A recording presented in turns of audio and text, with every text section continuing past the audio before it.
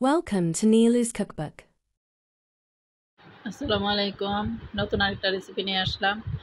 রেসিপিটা কেমন হয়েছে অবশ্যই সম্পূর্ণ ভিডিওটা দেখে জানাবেন। হ্যাঁ, এটা হলো যারা তেল না খায় তাদের জন্যে। তেল খাওয়াতে যাদের আসক্তি আছে, তেল ছাড়া এইভাবে তৈরি করে খেতে পারবেন। এখানে আটা নিয়ে নিয়েছি 2 কাপ,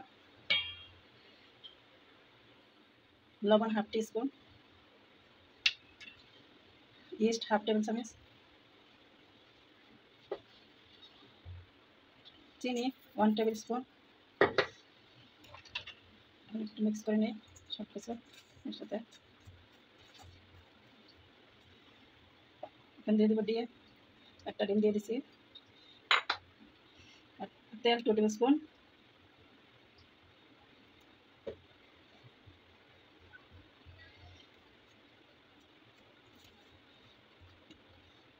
এখানে দুধ আছে 1 কাপ, দুধটা কুসুম গরম। এখন সব কিছু গুলাই নিব।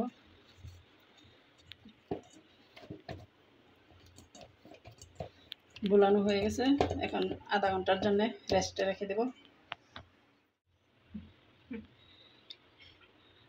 আলুগুলি আমি আগে থেকে বয়েল করে ম্যাশ করে নিছি। এখন প্রথমে দিয়ে দিচ্ছি লবণ। এখানে কাঁচামরিচ আর পেঁয়াজ আছে পরিমাণ মতো।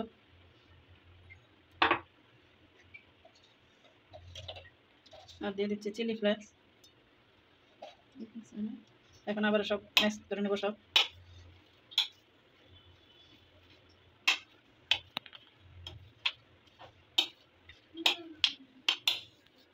এই তো মিক্স হয়ে গেছে গা সব কিছু। এখন আমি যাব সেকেন্ড স্টেপে। এই তো আধা ঘন্টা পর এখন ফুলে ডবল হয়ে গেছে এগুলি।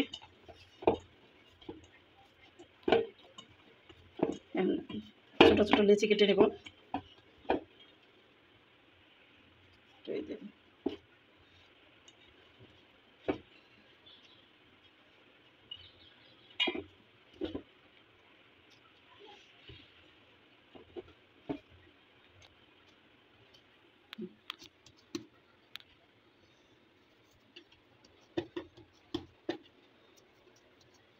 এখন এটার ভিতরে সেই আলুর পুর দিতে হবে।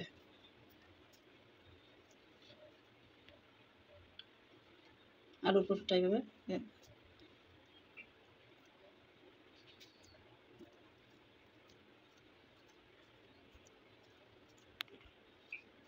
যে হয়ে গেছে। এই জিনিসটা এই সাইডটা নিচের দিকে রাখতে হবে, রেখে বেলে নিতে হবে। এখানে সবগুলো আলু ঢুকানো হয়ে গেছে।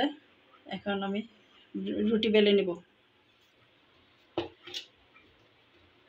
নান কুলসা, হ্যাঁ কুলসা সাইজ শেপে আমি এটা বেলে নিব।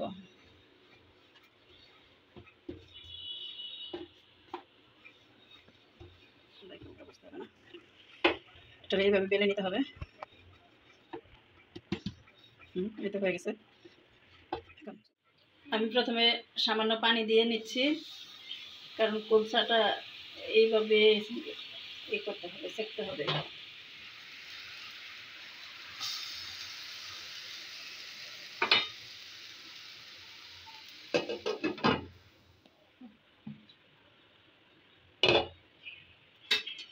এই যে ফুলে গেছে তেল ছাড়াই সুন্দর।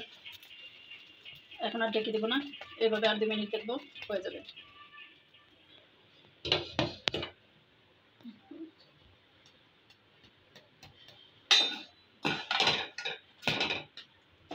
মাশাআল্লাহ দারুণ ফুলছে, একদম বেলুন হয়ে গেছে।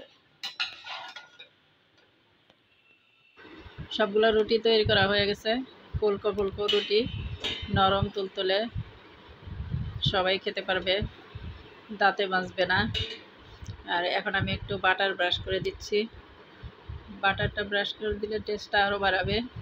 এটা হলো ইচ্ছা হলে বাটার লাগিয়ে খেতে পারেন। এই তো নরম তুলতুলে একদম সফট হয়েছে, দেখে বোঝা যায় যে কীরকম হয়েছে। রেসিপিটি ভালো লাগলে অবশ্যই একটা লাইক কমেন্ট দিয়ে ও একটা শেয়ার দিয়ে পাশে থাকবেন। আর বেল বাটনটা অন করে রাখবেন। রেসিপি আপলোড হওয়ার সাথে সাথে সবার আগে নোটিফিকেশন পৌঁছে যাবে আপনার কাছে।